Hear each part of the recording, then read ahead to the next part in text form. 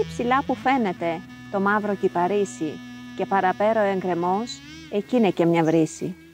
Σ' αυτήν διαβάτες πιστικοί γυρνούσαν νύχτα μέρα και γρήκαες νύχτα μέρα εκεί τραγούδι και φλογέρα. Καλώς όρισες στη Λευτέργενη, είναι αυτά όλα. Στη Λευτέργενη, στο χωριό, είναι όλα αυτά που είπες. Η Λευτέργενη πήρε το όνομά της. Όπως μάθαμε από την ιστορία, ότι δεν πάτησε τουρκικό πόντ σε αυτό το χωριό. Η γη της ελευθερίας. Οι γη της ελευθερίας δεν είχαν ούτε πρόσβαση να έρθουν, αλλά ούτε πρόσβαση να φύγουν. Και έμεινε με το όνομα Ελευθέργενη. Εδώ γεννήθηκες? Εδώ γεννήθηκα εγώ, εδώ μεγάλωσα. Στη Λευτέργενη. Ήσασταν μεγάλη οικογένεια? Ήμασταν 6 αδέρφια, 2 αδερφάδες και 4 αδέρφια αγόρια. Εσείς ποια σειρά είχατε στην οικογένεια? Τη δεύτερη, ήμουν δεύτερος. Πρώτη, τη μεγαλύτερη ήταν η αδερφή μου. Και σαν δεύτερο στην οικογένεια είχατε αναλάβει Είχα αναλάβει σχεδόν όλες. Από μικρός πήγα για μεροκάματο. Στην Πάτρα πηγαίναμε τότε, στο Αίγιο, πέρα για ηλιές. Να μάζουμε, δεν είχαμε ηλιές, εμείς δεν είχαμε τίποτα. Και ο μεγαλύτερος έπρεπε να τα. Οι γυναίκες δεν τις στέλναμε πολύ για δουλειά. Ήταν κοντά τα πρόβατα, στο σπίτι, ξέρω, κανένας δουλειές. Εγώ πάντα στο μεροκάματο. Σχολείο πήγες? Πήγα σχολείο, τελείωσα το δημοτικό σχολείο στην Ελευθέργενη. Ήσασταν πολλά παιδάκια τότε? 105. Τριτάξιο δημοτικό σχολείο Ελευθέργενης. Και δεν μας έβγαινε ακριβώς στο σχολείο και κάναμε και πότε στην εκκλησία, πότε σε ένα διαμέρισμα από κάτω που διέταν. Πάντα ήταν γεμάτο το χωριό που παιδιά. Δάσκαλο, δασκάλα είχαμε? Είχαμε και δάσκαλο, είχαμε και δασκάλα. Εγώ συνήθως με δάσκαλο σπούδασα, αλλά είχα και ένα χρόνο δασκάλα.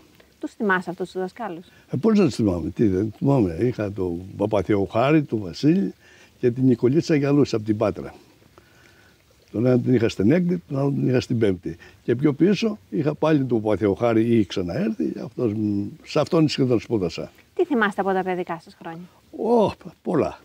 Όλα τα θυμάμαι, γιατί ήταν η δυστυχία που μας έκανε να τα θυμάσαι, γιατί δεν είχαμε ούτε τις ελευθερίες, ούτε τις αβερτασίες, ούτε ό,τι ήθελαμε. Όλα ήταν πάνε μέτρων, δεν μπορούσαμε να τα κάνουμε όπως ήθελαμε. Και ήταν κανένας Αθηναίος, τον είπες κοστομαρισμένον, με τα ρούχα, με τα αυτά. Εμείς οι φουκαράδες, με τη συγκούνα που λέγαμε στο χωριό, με το σακάκι και με το αυτό ήμασταν, τι να κάνουμε. Έτσι ήταν. Παπούτσια, τι παπούτσια φορούσατε? Παπούτσα, τι να σου πω, προκοπάπτσα. Έπιανε με ρόδες. Χθες τι είπα να πει ρόδες.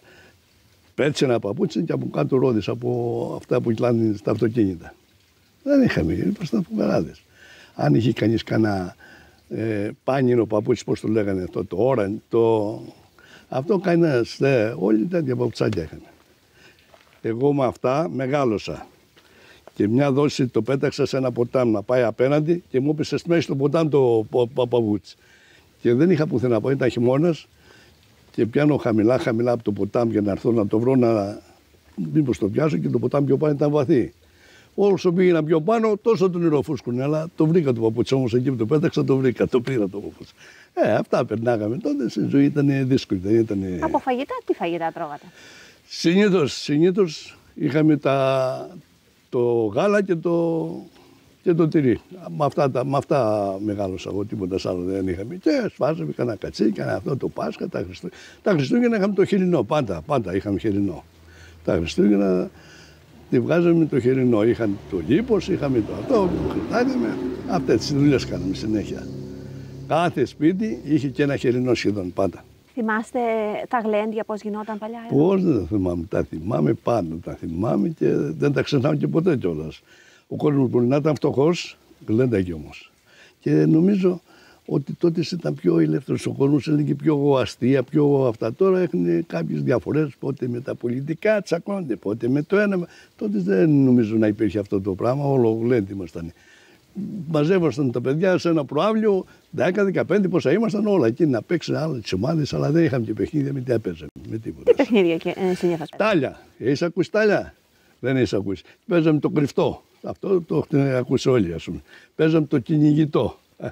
Κρυβόμασταν, πήγαινε εσύ να το βρεις, πήγαινε ο άλλος. Αυτά δεν είχαμε και τίποτα. Το τάλια πώς παίζονταν? Βάργες ένα ματσούκι, το βάργες, το είπα Ισπάνιοι πέρα και μέτραγες. Ξέρω εγώ πώς θα μετράγαμε πόντος εκεί, πόσο μακριά του πήγε ο ένας, πόσο μακριά του πήγε ο άλλος, πόσο αναλόγως. Ήτανε Αυτό ήταν παιχνίδι για αγόρια ή και για κορίτσια? Και τα κορίτσια νόμιζαν, αλλά τα αγόρια συνήθως. Τα κορίτσια δεν τα υπέτρεπαν εδώ πέρα να βγαίνουν στην αγορά για να παίζουν. Όταν ήταν μικρούλια στο σχολείο, ναι, αλλά μετά μεγάλωναν πάντα κορίτσια. Ήταν αγόρια τα κορίτσια, αγόρια τα αγόρια. Και μεροκάματο, από ποια ηλικία ξεκινήσατε? Εγώ από μεροκάματο από 14 χρονών. 14-13 έβγαλα το σχολείο γιατί έχασα μια χρονιά. Λόγω τότε στον Ανταρτοπόλεμο που είχαμε, δεν είχαμε μια χρονιά δάσκαλο. Έπρεπε να τελειώσω στα 12. Τελείωσα στα 13. Στα 14 πήγα για μεροκάματο. Πού πήγατε για μεροκάματο? Στην Πελοπόννησο, στο Αίγαιο. Έβγαλα έναν τενικελάδι και 170 δραχμές. Και γύρισα στο σπίτι μου. Έναν τενικελάδι είχε 17 κιλά, πόσο έβγαινε τώρα. Αυτά. Και πώς ξεκινήσατε ένα παιδάκι 14 χρονών? Τι να έκανα, δεν είχαμε άλλη επιλογή. Πού να πήγαινε? Στα πρόβατα που πήγαινε ο πατέρα μου, πήγαινε η μάνα, πήγαιναν όλοι. Χωράφια το χειμώνα δεν ήταν. Δεν είχα τι να κάνω. Έπρεπε να πάει κάποιο να πάει για δουλειά. Και συνέχεια. Μετά με ρωτήσεις, όλο αυτό το δρόμο από τον Ανημάκη, το λέμε πέρα, που ξεκίνησε μέχρι τον Πόδο στο άλλο χωριό, ήμουνα συνέχεια στο μεροκάματο. Τον ανοίγαν πρώτα με τα τσαπιά και μετά με πορτόζα, μετά ήρθε το αρχείο, ήρθε το κράτος και τον πλάτινε. Εμείς με τα σκαλιστράκια πολεμάγαμε φουκαράδες, αλλά μας δίναν και 50 δραχμές τη βδομάδα σου. Προσπαθούσατε δηλαδή με ιδιωτικά να ανοίξετε τον δρόμο? Ιδιωτικά, ναι. Ιδιωτικά, με τα γκασμάδια, με τις φορνέλες, με τέτοια πράγματα. Είχαμε και κανένα κομπρεσέρι, ιδιωτικό ήταν και αυτό, ας πούμε. Πριν ανοιχτεί ο δρόμος? Πριν είχαμε τα γαϊδούρια. Τα γαϊδουράκια πάνε και οι γυναίκες φορτώνονταν. Είχατε κι εσείς γαϊδουράκι στην οικογένεια? Είχαμε μια γαϊδούρα. Είχε ο πατέρα μια γαϊδούρα και την πρόσεχε, γιατί αυτή πάνε και τη φόρτωνε καμιά φορά. Του ξεφορτώνονταν, το έπεφτε, αλλά είχε πάντα στο γαϊδούρα την είχε. Και πού κάνατε τα ψώνια σας? Τη πηγαίναμε και στην Άφπακτο. Ερχόταν οι γυναίκες φορτωμένες από την Άφπακτο. Εδώ δεν είχαμε αυτοκίνητα. Όποιος είχε γάιδαρο το φόρτωνο, όποιος δεν είχε, οι γυναίκες ζαλωμένες, φορτωμένες. Έφεραν εδώ, άλλοι έφεραν αλεύρα, άλλοι έφεραν, ξέρω εγώ τι μπορούσε να φέρει. Τι θυμάστε τη μάνα σας να κάνει ζαλίνγκι? Τη μάνα μου θυμάμαι πολύ καλά. Δεν τη θυμάμαι, αν τη θυμάμαι να κάνει ζαλίνγκι, και κάθε μέρα φορτωμένη ήταν. Κάθε μέρα η φουκαριάρα, μία στο χωράφ, μία στο φόρτωμα, μία από εδώ, μία από εκεί, μία στο μαγείρεμα, ό,τι μπορούσε να κάνει. Αλλά... Και 6 παιδιά. Και 6 παιδιά. Και μερικά που χαθήκανε, παραπάνω θα ήταν, άμα έζηγαν όλα. Όχι μάνα μου, αλλά όλες έτσι ήταν τότε εδώ πέρα. Όλες οι οικογένειες ήταν πολύτεκνες, δεν ήταν κανένας. Τι έχετε να πείτε για αυτές τις Ελληνίδες γυναίκες? Τι να πω, ρε παιδί, τότε οι γυναίκες δεν ήξεραν οι φουκαρικάρες αυτές, έτσι είχαν δουλεύει. Οι άντρες ήταν αρχών πιο πολύ εδώ πέρα, οι γυναίκες δούλευαν πιο πολύ. Οι άντρες πήγαιναν στο χωράφι και ερχόταν στο καφενείο, έπαιζαν την πρέπα τους. Πήραν το τσιπουράκι τους εκεί πέρα και οι γυναίκες και στο χωράφι και να φορτωθεί και το μήλο και το στάρι και τα αλεύρι και την κουζίνα και όλα τα έκαναν οι γυναίκες. Οι γυναίκες ήταν πολύ κορεσμένες εδώ πέρα, εκείνη την εποχή. Εκείνες οι μανάδες την εποχή εκείνη ήταν παραπάνω από ηρωίδες, όχι ηρωίδες, αλλά λίγο παραπάνω γιατί δουλεύανε μέρα νύχτα. Μέρα νύχτα. Ναι. Τι θυμάστε από τον εμφύλιο? Όχι. Εκεί είναι το πιο σπουδαίο που θέλω να απαντήσω. Ήμουνα ακριβώς 9 χρονών, δεν θα ήμουν, 8,5 χρονών ήμουν, όταν ήρθαν οι αντάρτες στο χωριό.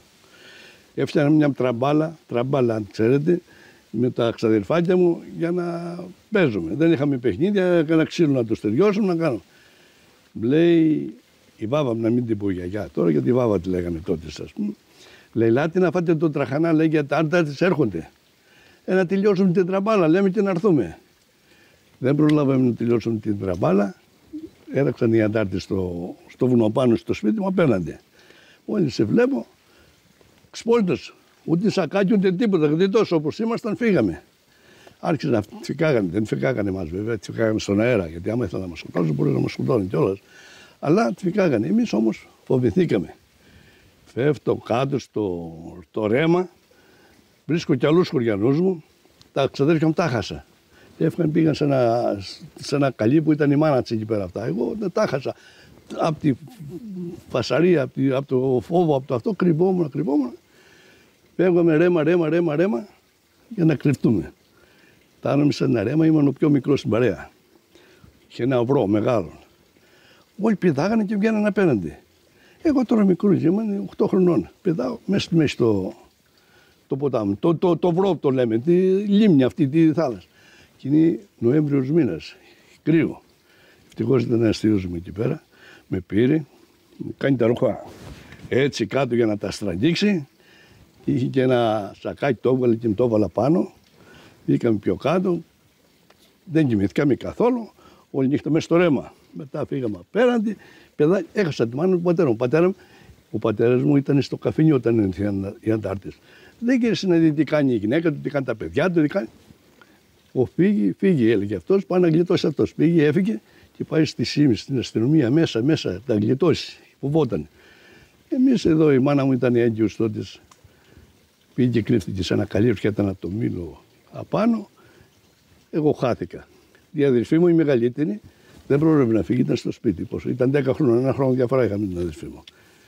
Καθόταν εκεί, της παίρνει τα πρόβατα των Λουθυριάνων, εκτός τα δικά μου. Εγώ είχα 42 πρόβατα. Τα πήραν και τα 42 εντάρτες. Αυτή ήταν η περιουσία μας που είχαμε όλοι. 42 πρόβατα, 40 στο μαντρί και 2 τα θρέφταμε για να τα έχουμε στο σπίτι. Μας τα πήραν και τα 42. Δεν μας άφηναν τίποτα. Έλεος, ούτε στον ηλιομήρα δεν είχαμε. Παίρνανε την αλνόν και τα είχαν στο κατόε που λέμε στο σπίτι μας, τα σφάζανε την ημέρα και τα ψέναν και τρώγανε οι αντάρτες. Έκατσαν μια μισή μέρα στο χωριό μας. Μετά φύγανε. Πώς φύγανε, δεν ξέρω τι διαταγή πήραν, τι δεν πήραν. Βάλαν την αδερφή μου μέσα στο κατό και τα φύλαγε, γιατί ήταν τριφύλια μέσα, ήταν αυτά, και τις στάνε ένα-ένα έξω και τα σφάζανε ένα-ένα. Κάποια δόση το αμόλυσαν το κοριτσάκι και φέρει τον κατήφορο. Πού να πάει τώρα, 10 χρόνια κοριτσάκι, να έψαχαν να βρει τη μάνα του. Πού να τη βρει τη μάνα του. Αλλά δεν του πειράξαν όμως. Κάποια δόση τη βρήκε τη μάνα του, λέει: Μάνα, Γεωργίου τα πρόβατα, Τσαϊματώνει τα πρόβατα, Πανάκη τα πρόβατα, Ταλκίδα τα πρόβατα, τα πήραν, τα σφάζανε, λέει, τα είχαν στο. Τα δικά μας, λέμε, δεν θα τα βρήκανε. Αλλά τα δικά μας τα είχαν μαντρώσει όλα και τα είχαν πάρει στο βουνό, τα πήραν και τα σφάξανε πιο πάνω αλλού. Μείναμε στο έλεος. Ούτε μια γίδα δεν είχαμε το Πάσχα να πάμε και πήγαν να ζητιανέψουμε, 6 παιδάκια που ήμασταν, να ζητιανέψουμε, να μας δώσουν μια γίδα να σφάξουμε το Πάσχα. Δεν είχαμε τίποτα άλλο. Μετά σιγά, άντε κάπου κονόμψαμε, κάπου μια γιδόλα, τσέκαμε πάλι 40-50 γίδια. Μετά ήρθαν τα έλατα, μας απογορεύσαν και αυτά. Τελειώσαμε όλα, δεν είχαμε τίποτα. Σηκώθηκα και έφυγα και εγώ. Έψαχνα για μεροκάματο στην Αθήνα, πήγα και στη Γερμανία ένα χρόνο. Για πείτε μου, πήγατε στη Γερμανία. Πήγα στη Γερμανία, ναι, βέβαια, πήγα ένα χρόνο στη Γερμανία. Ήταν η γυναίκα στον Καναδά. Είχαμε κάποια μικρή πριν γνωριμία, ας το πούμε και έτσι, τέλος πάντων. Στον Καναδά πήγα, κουρόμησε μια σύσταση αυτή η δικιά μου, στέλνει ένα γραμματάκι στον αδερφό, ήταν και ο αδερφός της στη Γερμανία.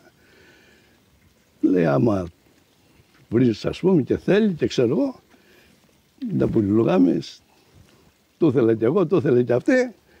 Αυτή από τη Γερμανία, από τον Καναδά και εγώ από τη Γερμανία, ήταν στον Καναδά αυτή. Σμίξαμε στο αεροδρόμιο. Εγώ ήρθα με το τρένο στο αεροδρόμιο και η γυναίκα με το αεροπλάνο και σμίξαμε στο αεροδρόμιο. 24 χρονών παντρεύτηκα. 24 χρονών. Είχα από 20 χρονών όλο τις αλαμποδιτάρνιας έκανα, ξέρεις, με μία, γέλαγαν παιδάκια όπως συνήθως γίνονται. Ας πούμε, αυτή η καλή, αυτή η άσυλη, αυτή η έτσι, αυτή η άλλη, είχαμε.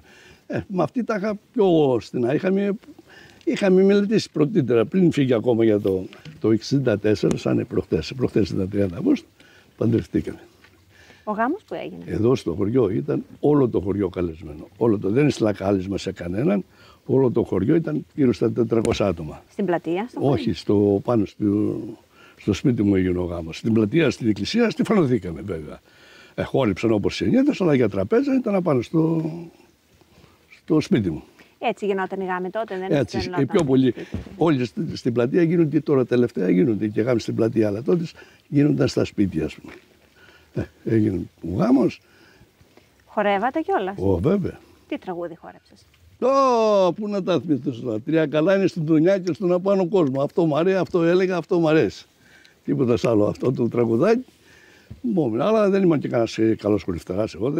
Μ' αρέσει όμως Μ' αρέσει να βλέπω τον χορευταρά τον καλό να χορεύει. Μ' αρέσει πολύ. Μ' αρέσει να τον βλέπω και να ακούω δημοτικά. Εγώ είμαι αρεστός για δημοτικά τραγούδια. Πότε πήγατε στον Καναδά? Το 1964, 20 Οκτωβρίου. Και τι δουλειά κάνατε εκεί? Όταν πήγα πρώτα στα πιάτα. Αυτό είναι σίγουρο. Δεν πέρασε Έλληνας να πάει στο εξωτερικό και να μην πάει στα πιάτα. Πήγα 2 μήνες πιατάς, έπιανα πιάτα. Με τη γλώσσα δυσκολευτήκατε? Πάντα. Αλλά έτσι εκεί που πήγαινα είχα πάντα Έλληνες. Ο μάγκερας που πήγα στα πιάτα ήταν Έλληνας. Και μόλι πώς να τα κάνω, μόλι όλο τι να έκανα, όλο στενοχωριέμαι. Μετά έμεινε η γυναίκα έγκυος και έπρεπε να αλλάξω δουλειά, να πάω νύχτα για δουλειά, γιατί την ημέρα να φυλάω να πάει και η γυναίκα για δουλειά. Έφυγα από τα πιάτα, πήγα στα cleaner. Cleaner όταν λέμε γραφεία, όχι σπίτια. Γραφεία ήταν 47 πατώματα ένα κτίριο που δουλεύαμε. Πρώτα ήμουν εργάτες. Άντε σιγά σιγά, στο τέλος έγινα και επιστάτης, ας το πούμε. Εγώ διευθύνα τις εργάτες. Είχα 18-20 εργάτες να καθαρίζουν, να διάζουν τις ιαροθέκες, τα σκοπέδια, να σκοπίζουν. Αυτά. Το έκανα σχεδόν 15 χρόνια, 12-15 χρόνια. Πολλά χρόνια. Και έπειτα? Βρήκα δουλειά σε ένα καφενείο. Πήγα, ήταν και κοντά στο σπίτι μου. Ούτε καφετζές ήξερα, ούτε τίποτα. Αλλά λέω, μήπως είναι πιο καλύτερα, να δοκιμάσω και εδώ, λέω, το καφενείο. Μου άρεσε. Έμενα και δεν ήξερα ούτε καφέ να φτιάσω. Εγώ δεν ήξερα καφέ. Στην αρχή όλο καφέ φτιάχνανε. Μετά έγινε το παραπέρα. Ήταν Έλληνες οι Έλληνες, όλο Έλληνες. Μόνο Έλληνες. Σκόνταν καμιά φορά και κανένας Ιταλός, κανένας Εβραίος. Αλλά συνήθως Έλληνες. Και έμενα 15 χρόνια σε αυτήν την ίδια δουλειά. Σε ποια πόλη ήσασταν? Στο Μόντρεαλ. Να σου πω ότι το Μόντρεαλ είναι ευρωπαϊκά χώρα. Η ευρωπαϊκή πολιτεία. Είχε το στυλ της Ευρώπης, ας πούμε. Δεν ήταν, ενώ πιο πέρα, αν πας στο Τορόντο, είναι αμερικανοποιημένο.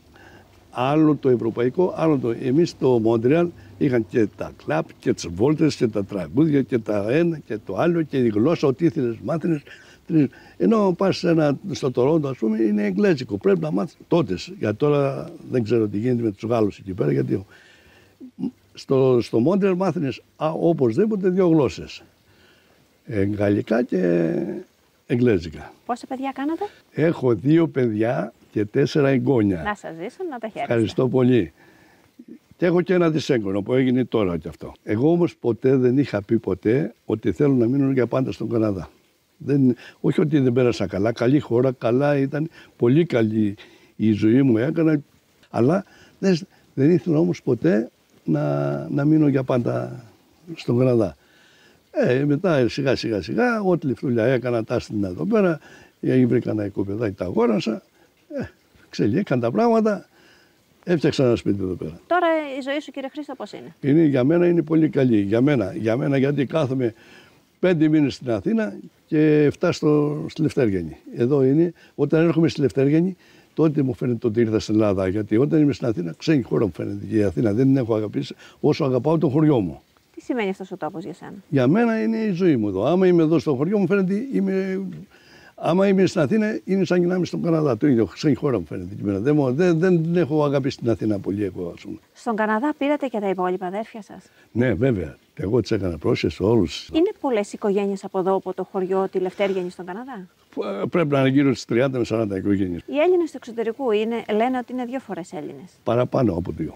Γιατί? Έτσι πιστεύω εγώ, διότι δεν υπάρχει Έλληνα στο εξωτερικό να μην αγαπάει την Ελλάδα του. Να πει εγώ δεν πάω στην Ελλάδα ή δεν μου αρέσει η Ελλάδα ή δεν αγαπάνε την Ελλάδα και ό,τι να συμβεί θα βοηθήσουν την Ελλάδα όσο μπορούν να συλλογούν.